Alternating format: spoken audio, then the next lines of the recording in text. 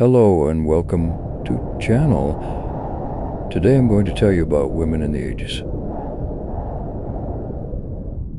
Sit back, close your eyes, and let yourself be swept away by the story. Please subscribe and leave a comment, but long before mirrors, commas were common, and long before anyone spoke of skincare routines, women across medieval Europe were already asking the same question people ask today. What does it mean to be beautiful, and how far should a person go to achieve it? In the centuries between the fall of Rome and the dawn of the Renaissance, beauty was never just a private matter. It was tied to health, to social class, to religion, and to the strange science of the time, which believed the human body was governed by four fluids called humors. A beautiful woman, in the eyes of a medieval physician, was not simply someone with fine features. Someone whose body appeared to be in balance. The medieval ideal of feminine beauty was remarkable and across regions and centuries.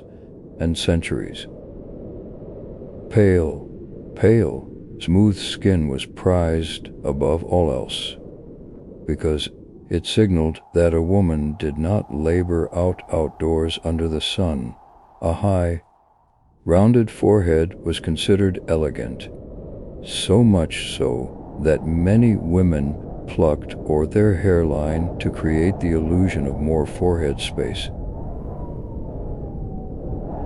Fair hair, often compared in poetry to gold or spun thread, was admired, though brunettes were never scorned. Small lips, rosy cheeks, and brows completed the picture. These preferences were not arbitrary.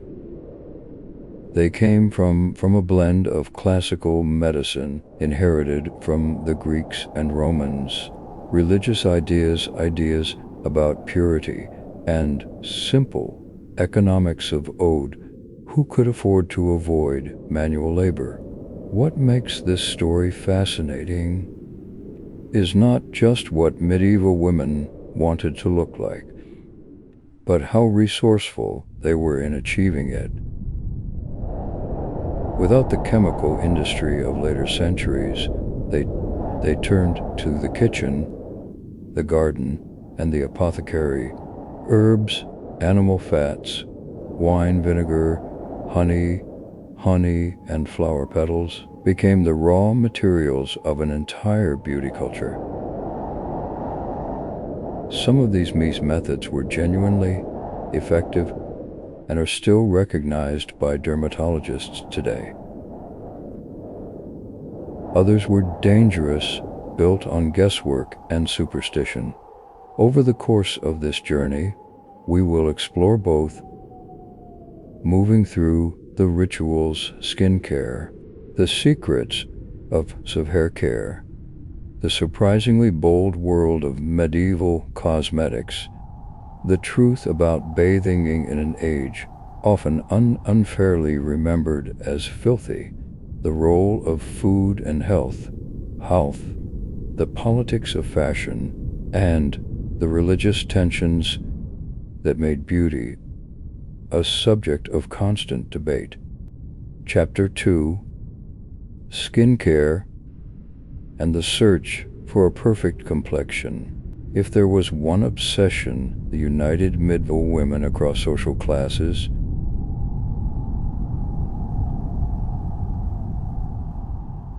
pale, unblemished complexion was the single most desired trait, and an entire body of practical knowledge grew up around achieving it. Much of what we know comes from a remarkable source, a medical text known as Trotula, compiled in the Italian city of Salerno Around the 12th century, Salerno was home to one of medieval Europe's most important medical schools, and it is believed a woman physician, Trude. Texts. The Trotula devotes entire sections to cosmetics, offering recipes, workulaid and copied hundreds of years across the continent. The most common skin treatment was a simple wash made with water, sometimes combined with wine or vinegar, applied to soften and brighten the face. Rosewater was produced through distillation, a technique that had been refined by Arab scholars and spread into Europe through Sicily and Spain. Women also relied on egg whites and applied to the skin to create a tightening effect, giving it a temporary sense of smoothness that would have felt other than to a modern face mask. Honey, prized for its texture and its antibacterial properties, was mixed into pastes for blemishes and dry patches, a use that modern research actually validated. For more stubborn issues such as freckles, sunspots, or uneven tone, medieval recipes called for a wide variety of plant extracts, including chamomile, lily root, and various fruit juices believed to lighten the skin. Bran, the outer husk of wheat, was boiled in water to create a soft exfoliating wash. Almond paste mixed with milk was used as an early form of moisturizer, softening rough skin on the hands and face alike. These remedies were remarkably close to techniques still used in natural skincare today, showing a genuine understanding of which plants and substances had beneficial effects. Not every remedy was safe. In pursuit of pale skin, some women, particularly in the later medieval period and into the Renaissance, experimented with mixtures containing lead or arsenic, unaware of the toxics these substances carried.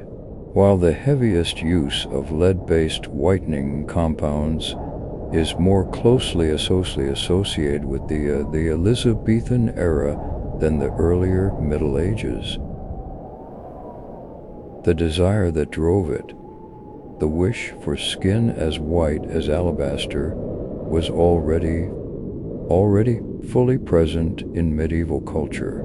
Physicians of the time did occasionally warn against harsh treatments, noting that some substance burned or damaged the skin, showing that even then, people understood there could be a price for beauty pursued without caution.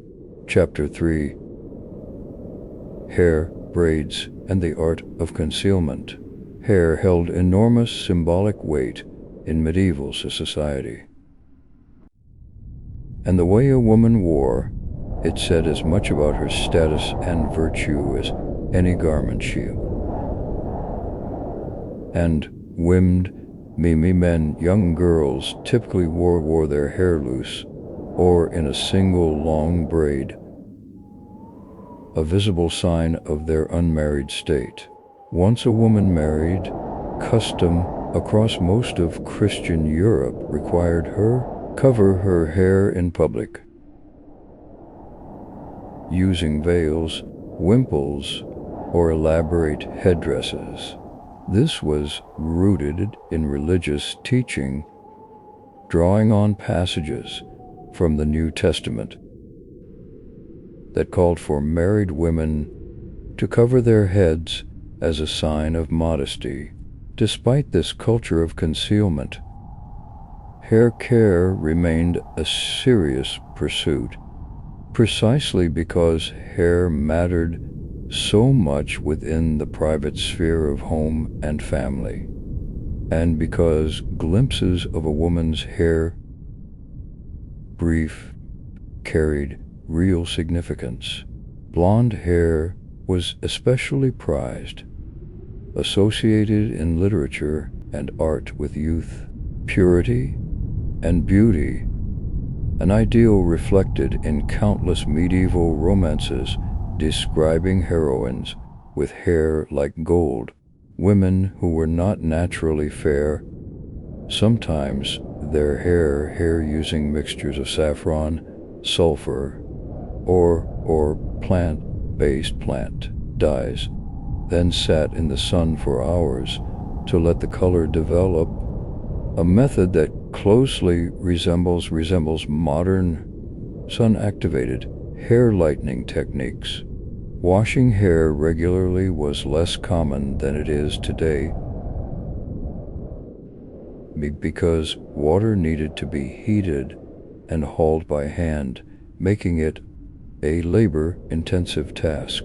Instead, women used combs made of bone, wood, or ivory to remove dirt and distribute natural oil to the hair, a practice that served a similar function to modern dry shampoo. Herbal rinses made from rosemary, nettle, or chamomile were used periodically to cleanse the scalp, and, in the case of chamomile, to brighten the color of fair hair. Rye water, made by soaking rye grain, was another common rinse believed to add shine and body. Removing unwanted hair was also part of the beauty routine, particularly around the hairline and eyebrows. As mentioned earlier, a high, smooth forehead was a defining feature of the medieval beauty ideal. So much so that women used paste as substance layer, or simply poked hair by hand to push their hairline further back. Eyebrows were kept thin and lightly shaped, following a broader aesthetic that favored a soft, uncluttered face. Taken together, these practices reveal a paradox at the heart of medieval beauty culture. Hair was meant to be hidden, and yet an extraordinary amount of effort went into keeping it beautiful, groomed, and ready for the moments when it could be seen. Chapter 4: Color Cosmetics and the line between beauty and sin. Medieval Europe did not have a modern cosmetics industry, but it absolutely had cosmetics. Women applied color to their cheeks and lips using natural pigments, most commonly a red dye extracted from a plant mixed with animal beeswax to create a balm that could be dabbed onto the skin. This gave a rosy flush intended to youth, since pale, sallow skin was associated with illness. Lip color used similar red pigments, applied sparingly, since the medieval ideal favored a small, delicate mouth rather than a bold one. What is often surprising to modern audiences is how morally charged the use of cosmetics could be. A complicated and often critical view of beauty enhancement Many religious writers argued that applying paint to the forehead of face, a deception, a debt that hid the natural face God had given a woman, and in the harshest interpretations, even a kind of lie against creation itself. Sermons occasionally condemned women who used cosmetics, toevleds,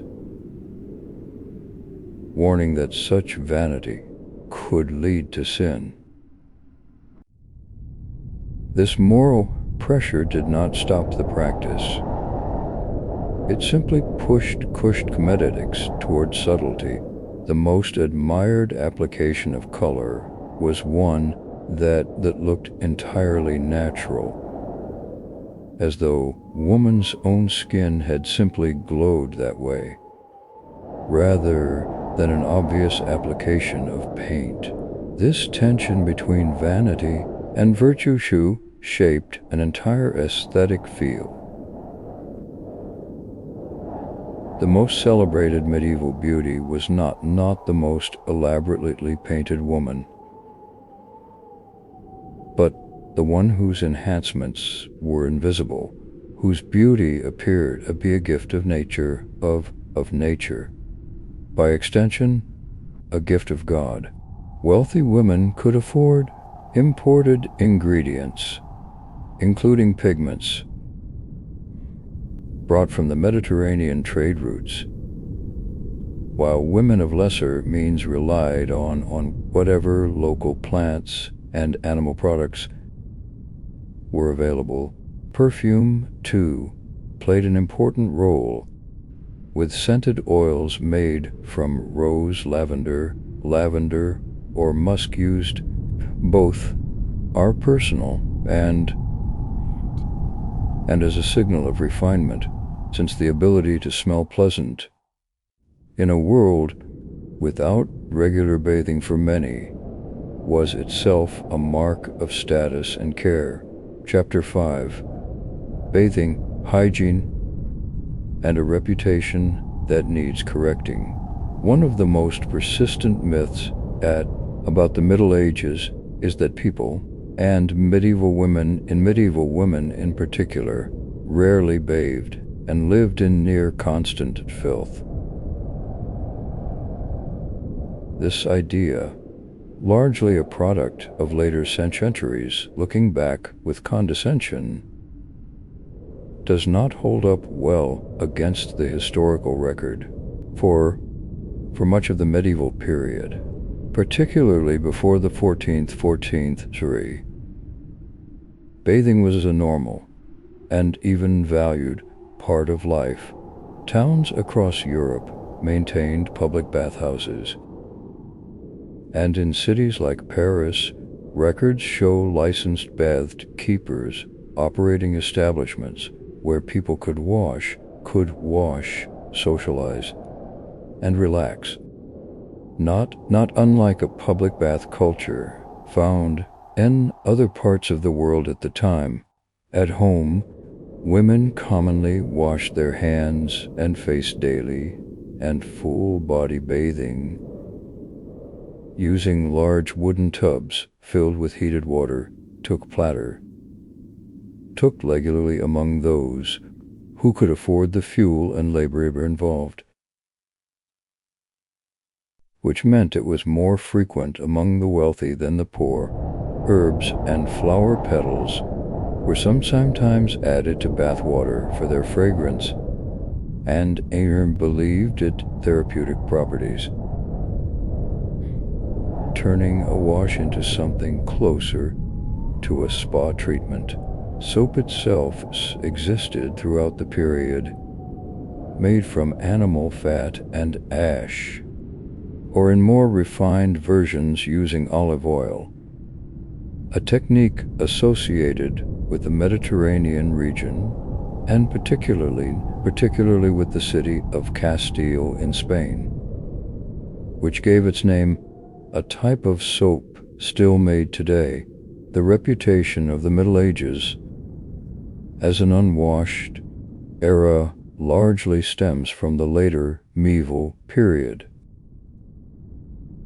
Ruddick, after the devastation of the Black Death in the mid-14th century, as outbreaks of plague recurred across Europe, some physicians began to associate hot water and open pores with increased vulnerability to disease. Since the medical theory of the time suggested that heat opened the body to corrupted air, this led to a genuine decline in bathing frequency in the following centuries, especially in the elite, who began relying more heavily on perfume and fresh linen to maintain the appearance of cleanliness rather than water itself.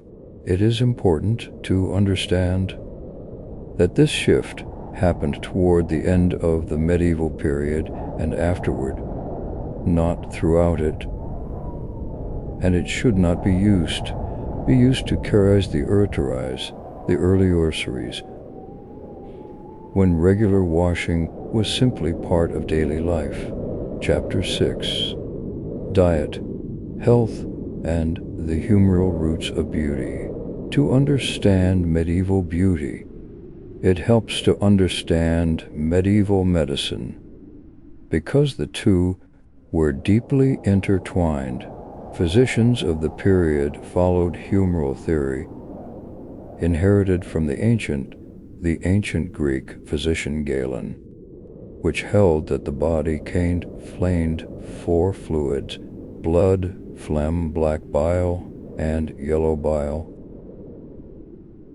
and that health depended on keeping these fluids in balance. A woman's complexion, energy, and even temperament were believed to reflect state of her humors. This meant that looking beautiful was not separate from being healthy. It was, in the medieval mind, essentially the same.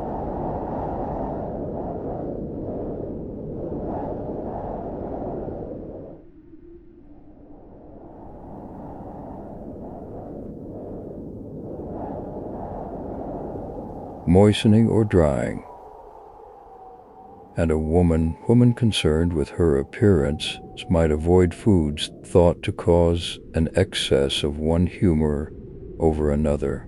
Wine was often recommended in moderation, believed to enrich the blood and produce a healthy glow, while foods considered heavy or overly rich were sometimes avoided out of concern that it would coarsen the complexion.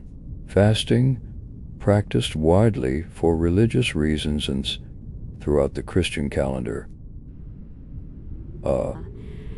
shaped diets in ways that had real effects on weight and skin, whether or not those effects were intended for beauty purposes. Herbal medicine, cosmetic practice overlapped constantly. Many of the plants used in skin treatments, including chamomile, rosemary, and lavender, were also prescribed for medical complaints. Risk reflecting world in which the line between medicine and beauty. The simply-nest diet today, bloodletting, a common medical practice of the era, was even sometimes recommended as a way to purify the blood and, by extension, improve the complexion. Sleep, moderate exercise such as walking in and fresh air were also considered important, particularly for women of the upper classes who had the leisure to prioritize such things. In this sense, the medieval pursuit of beauty was inseparable from a broader pursuit of bodily balance, one guided by a medical system that, however mistaken in its details, was earnestly trying to explain the connection between how a person lived and how a person looked. Chapter 7: Fashion, Status, and the Language of Adornment. Beauty in the Middle Ages was never only about the face. It was indicated through clothing, jewelry, and then fabrics a woman could afford to wear, all of which functioned as a kind of as a visual and language understood inly by anyone who saw her. The richness of a woman's dress, the quality of her furs, the presence of embroidery or imported silk, all signaled her family's wealth and standing far more immediately than any cosmetic could. Sumptuary laws, passed in many parts of Europe from the 13th century onward, actually restricted who was allowed to wear certain colors, furs, and fabrics, reserving the most luxurious materials for the nobility, and attempting to keep the merchant classes from dressing above that of their station. Headwear, as discussed earlier, was central to a married woman's appearance, and the variety of styles across the centuries was extraordinary. Wimples wrapped closely around the face and neck, veils of fine linen or silk, and later elaborate horned or steepled headdresses, all served both a modest and a decorative function, allowing women to express personal and regional style within the boundaries set by religious custom. Jewelry, including rings, brooches, and belts, often set with semi-precious stones, added further signals, and metalwork from this period shows genuine artistic sophistication. Color choice mattered enormously as well. Certain dyes, such as the deep blue produced from wood or the vivid red from madder root, were more expensive and in labor intense to produce than others, making brightly and richly colored clothing unmistakable marker of status. A peasant woman's clothing, by contrast, was typically made from undyed or unbleached dyed in muted browns and greens, reflecting both economic necessity and the practical demands of manual labor. Taken together, fashion in the Middle Ages functioned as an extension of the beauty ideals already described, reinforcing the same values of refinement, modesty, and visible wealth that shaped skincare, hair care, and cosmetics. Chapter 8: Faith, Vanity, and the Boundaries of Acceptable Beauty. No discussion of medieval beauty without addressing the powerful role of the Church, often restraining how women pursued it. Christian teaching throughout the period placed a strong emphasis on humility and modesty, and vanity was widely regarded as a spiritual failing, one of the deadly sins in its most extreme form. Religious writers frequently warned women against excessive attention to physical appearance, that true beauty lay in virtue, piety, inner character, rather than in the face or the body.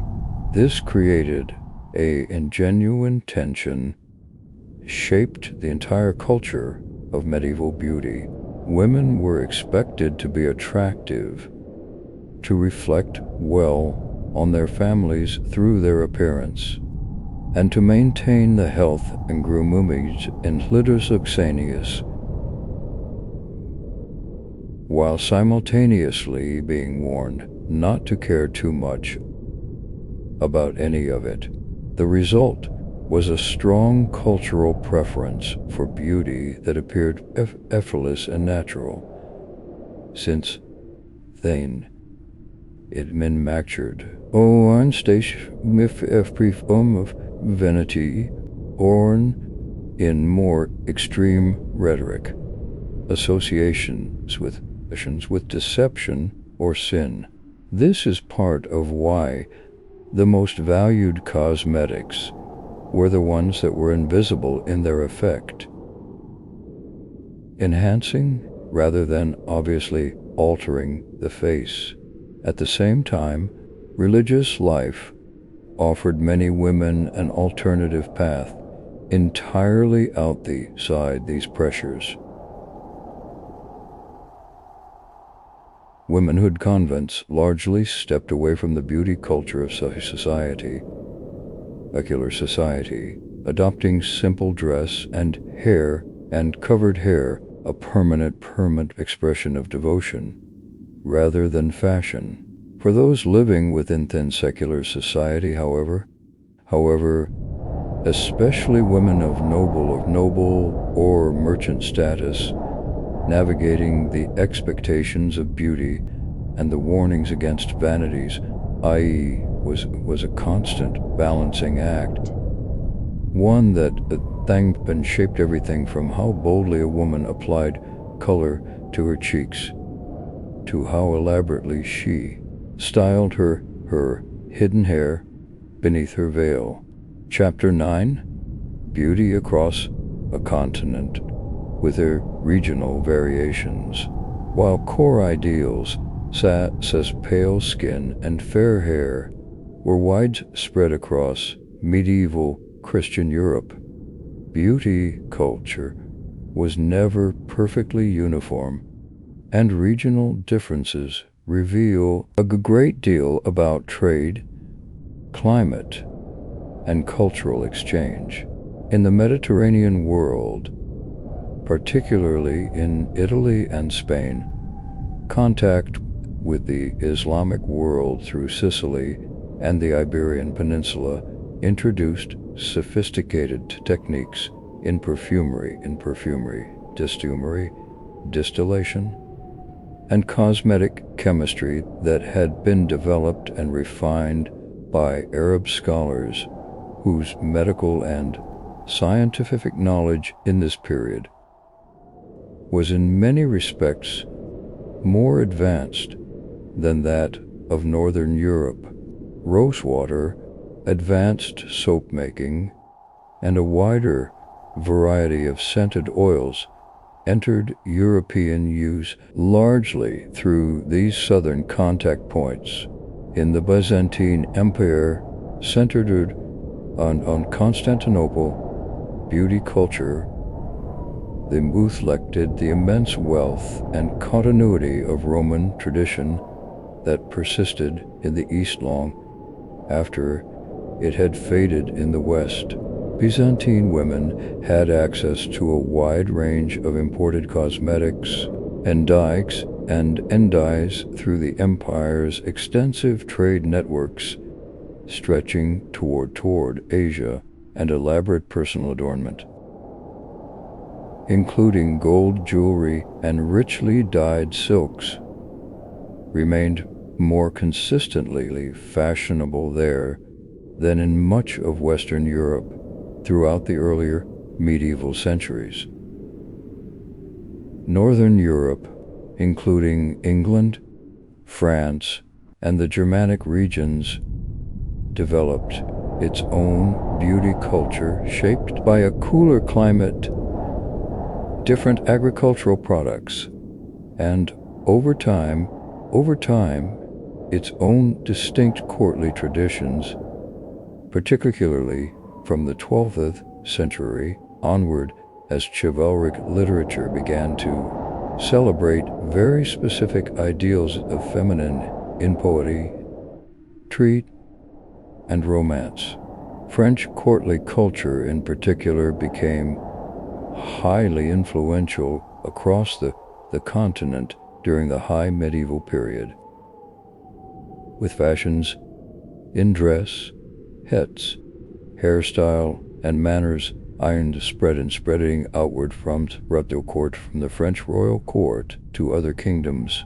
Despite these regional variations, the underlying values, pale skin, careful grooming, modest display balanced against vivid refinement, remained remarkably consistent, suggesting a shared cultural framework that stretched across borders even as local ingredients, resources, and artistic traditions gave it distinct regional expression.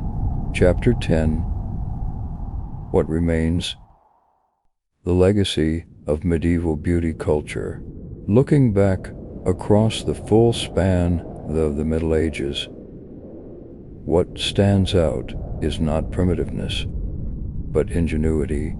Medieval women, working without modern chemistry, without factories, and often without literacy, developed a genuinely sophisticated body of practical knowledge about skin, hair, hand health, one passed down through oral tradition, through texts like the Trotula, and through generations of mothers teaching many of their methods, from honey-based skin treatments to Hurl hair rinsers to natural exfoliation using brand dissipated ingredients and techniques that modern natural skincare would later rediscover and market as innovative. At the same time, their beauty culture cannot be separated from the constraints of the world they lived in, a world shaped by strict religious expectations, rigid social hierarchies, and medical theories that, however earnest, were often mistaken. The desire to look a certain way, pale, fair, delicately colored, was never simply a personal preference. It woven into economics, faith, and status in ways that dictated who would realistically achieve the ideal and who could not. A peasant woman working fields under an open sun had little hope of achieving the porcelain complexion so admired in Romance literature. No matter how many herbal remedies she knew, and yet, across every level of society, the underlying impulse remained the same: a desire to care self, to feel attractive, and to express identity and dignity through appearance, even under circumstances of hardship or restriction. That impulse connects medieval women directly to every generation that followed, including our own. Thane and egg whites have given way to serums and laboratories, but the fundamental story of people finding ways to feel beautiful within the limits of their time remains exactly the same. In that sense, the beauty rituals of the Middle Ages are a distant curiosity.